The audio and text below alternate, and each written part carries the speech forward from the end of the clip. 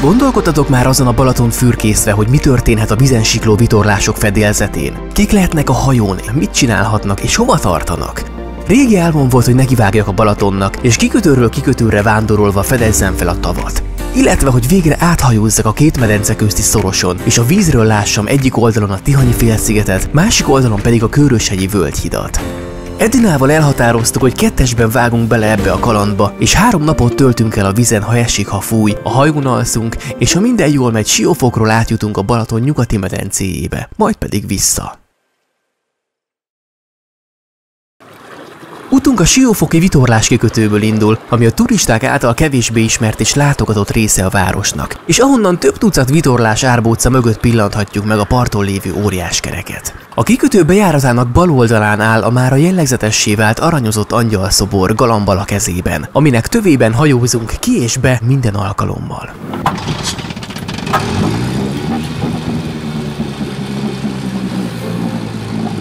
A motor felpörög, a kötelek eloldva, mindenki a fedélzeten, és kezdődhet is a 3 napos tavi utazás. Edina segít a vitorlák felhúzásánál, míg én a motorral irányban tartom a hajót. Széllel szembe. Majd leállítom és kiemelem a motort, és innentől kezdve jó ideig csak a szél erejében bízhatunk.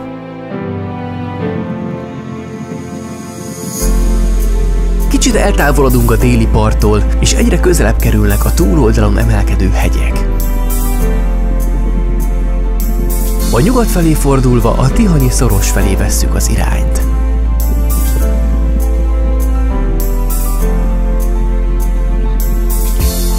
A tó közepén kicsit megélénkül a szél, nagyobbak lesznek a hullámok, és így haladunk első állomásunk a körülbelül 12 kilométerre lévő Tihanyi kikötő felé.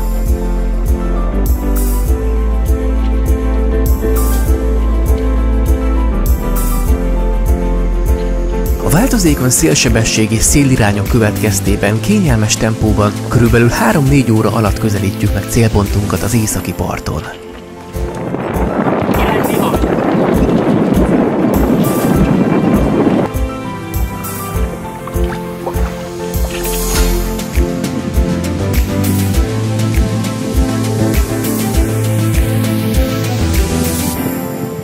Tihany alá érkezve estig, illetve az előrejelzésekben ígért vihar érkezéséig még van pár óránk, úgyhogy jut idő arra is, hogy kicsit lehorgonyozzunk és pihenjünk a kikötés előtt.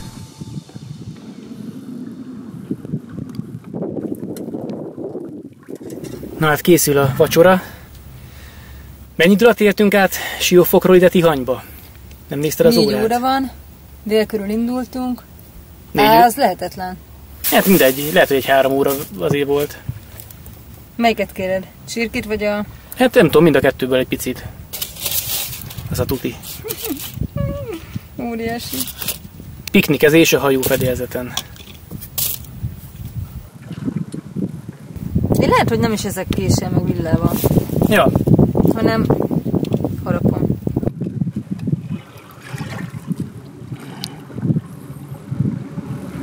Hüncső.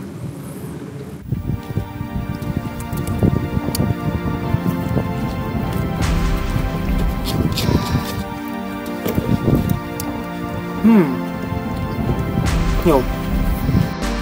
De egy hajón nem lehet ám sokáig lazsálni. A kis pihenő után ismét jöhet a munka. Mint minden elindulásnál most is szélbeállás és vitorlahúzás következik. Majd irány a kikötő, még mielőtt megérkezne a beígért esti vihar.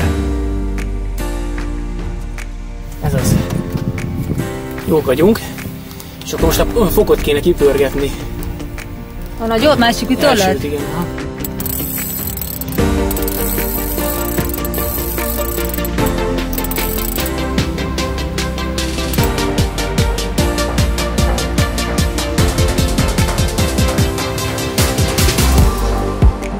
Lefelé kell egy kicsit haladnunk, ugye ott van a kikötő, és túl magasan vagyunk, hogy helyen sem megyünk, akkor fölé érkezünk meg. Aha. Ezért fordultam most meg, és próbálok most ebbe az irányba inkább alá menni, mert úgy láttam, hogy fölülről van egy ilyen íve a védőgáknak. Viszont azáltal, hogy most így megyünk, több szép kilátásunk van igen. apátságra is. Mivel még sosem jártam korábban a tihanyi kikötőben, kicsit izgultam, hogy biztosan megtaláljuk-e, és hogy lesz-e szabad vendéghely éjszakára. De úgy tűnik, még időben érkeztünk.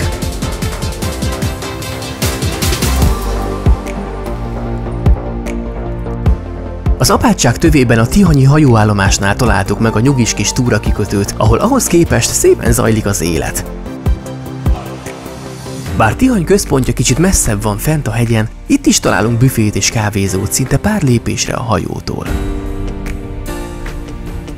És a mozgalmas nap után kicsit megpihenhetünk a fedélzeten, a többi hajót, a naplementét és a gyülekező viharfelhőket kémlelve.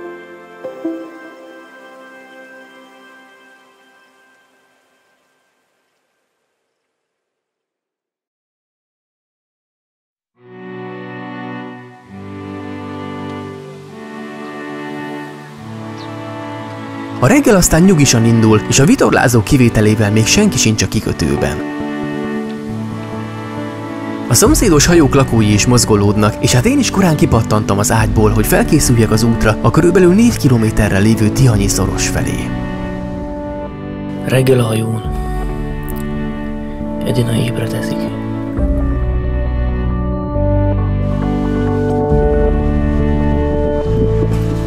Lőbújt az odujából. Hát mondtam, hogy lesz kávé.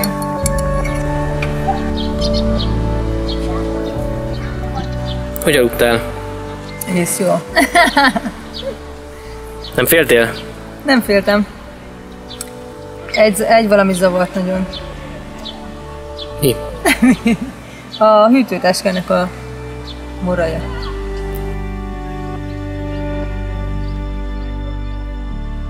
Viszont még szerencsé, hogy egyikünk sem fél az állatoktól, és nem undorodunk a hüllőktől sem. Ugyanis a kikötő öreg falán ilyen szempontból kicsit baljós jeleket találtam. Egy látszólag nagy vízisikló levedlet bőre lengedezik a kikötő betonfalánál a reggeli szélben. Majd váratlanul a bőr egykori gazdája is kidugja a fejét a betonszerkezet egyik repedéséből. És a méretes példány hamarosan elkezdi bejárni a territóriumát. Oszlopról oszlopra kúszik, olykor eltűnve a betonelemek között. Ahogy a kikötő járdája alatti résekben kúszik, a vastagsága mellett látszik, hogy milyen sokáig tart, mire teljesen eltűnik, és hogy mennyire hosszú. Ám nem leskelődhetünk utána túl sokáig, mert ahogy a farka vége is eltűnik a kis repedésben, lassan ideje lesz vitorlát bontanunk, és elindulnunk a túránk következő állomása felé.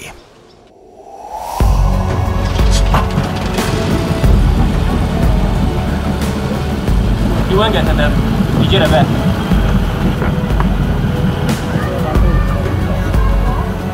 Ezt a hátsót is engedd el. Húzd le. Lögd el nekem a hajót a parttól.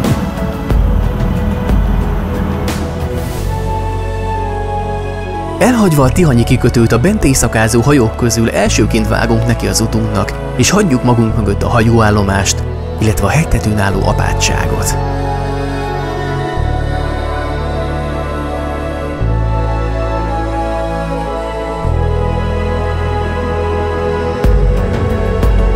Szia, Tihany! Aztán látszik, ahogy mögöttünk Balatonfüred felé már szép számmal vitorláznak a tavon, és ahogy a hajón reggelizve a tihanyi rév felé haladunk, a szomszédos kisebb kikötőből is egyre többen jönnek ki a nyílt vízre.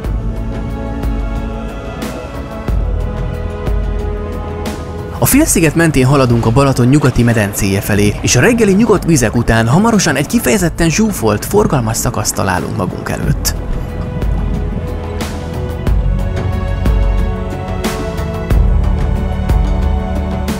Hatalmas kompók keresztezik az utunkat a szoros bejáratánál feltordódott vitorlásokkal. Hol vagyunk? A tihanyi szorosnál.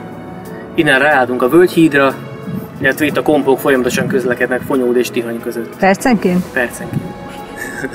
Szeretjük, nem? Igen. Nagyon jó képeket tudtunk csinálni.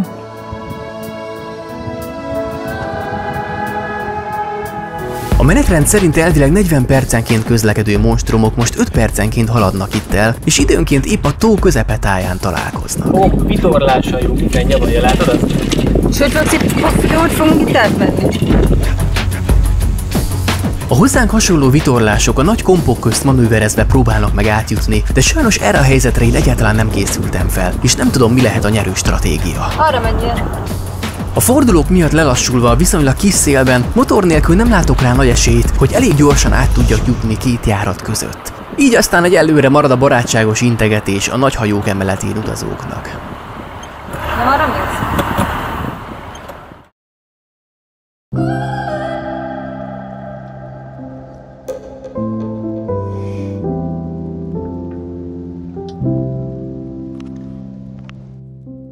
Nyugodtabb vizekre hajózva visszafordultunk Tihany felé, és közben a nap is kisütött.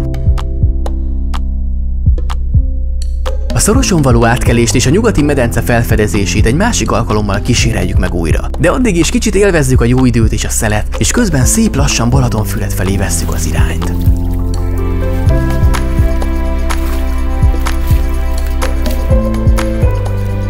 Igazi élményvitorlázás ez, nagy szél és hullámok nélkül, miközben Edina is kényelmesen napozhat a hajó elején, anélkül, hogy attól kéne tartania, hogy esetleg belecsúszik a vízbe.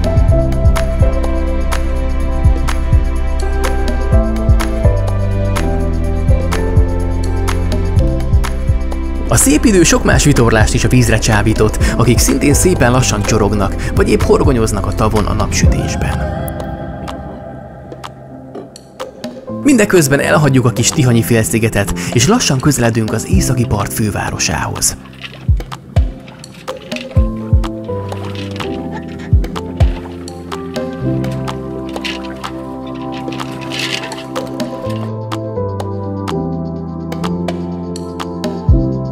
Következő megállunk Balatonfüred. Most kötöttünk ki. Itt azért sokkal nagyobb élet van, mint Tihanyban. Turisták szállnak, beszállnak ki. Nyilván nem a mi hajónkra, hanem a többire. Úgyhogy most itt fogunk egy kicsit megpihenni. Tihany csendes kis kikötője után éles váltás most az északi part legforgalmasabb városának központjába csöppenni, ahol járókelők százai sétálnak ki a partra vagy a mólóra, és nézegetik a hajókat itt a hajóállomás mögött.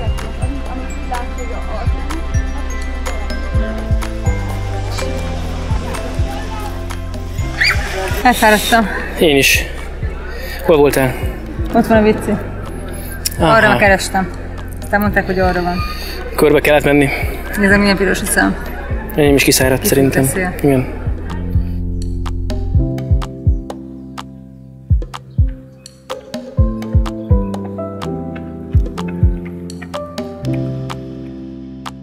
Na és esetleg felmerülne a kérdés, hogy ugye hogy zajlik itt a kikötői életben a zuhanyzás, meg a hasonló dolgok.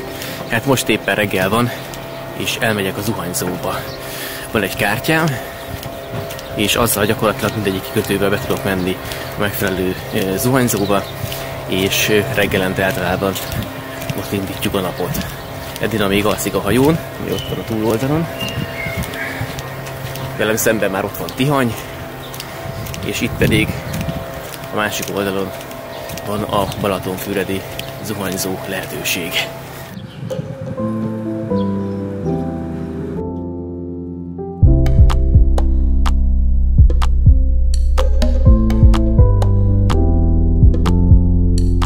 Kártya. És a helyiség. És bár a parti város még alszik, időközben Edina is fölkelt és elindult a zuhanyzó felé a mólón, hogy a szép időt kihasználva minél hamarabb útra kelhessünk.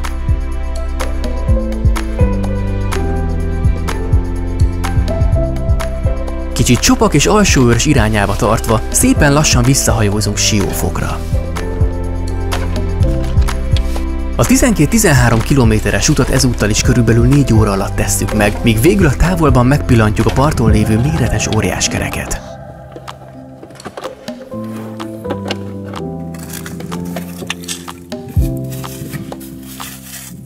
Most vagyunk. Itt. Igen. Itt volt. Itt ideig elmentünk. Itt kikötöttünk, átmentünk ide, és most itt vagyunk. Igen.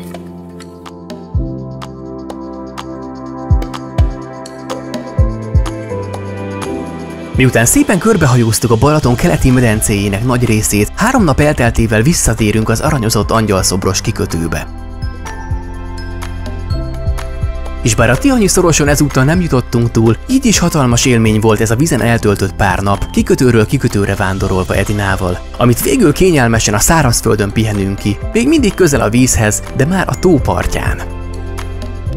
És hogyha legközelebb vitorláshajót láttok a vízen, talán már ti is el tudjátok képzelni, milyen az élet a fedélzeten, és hogy milyen a vitorláslét a Balatonon. Hogy lebarnult a kis pofid? Leégett, nem?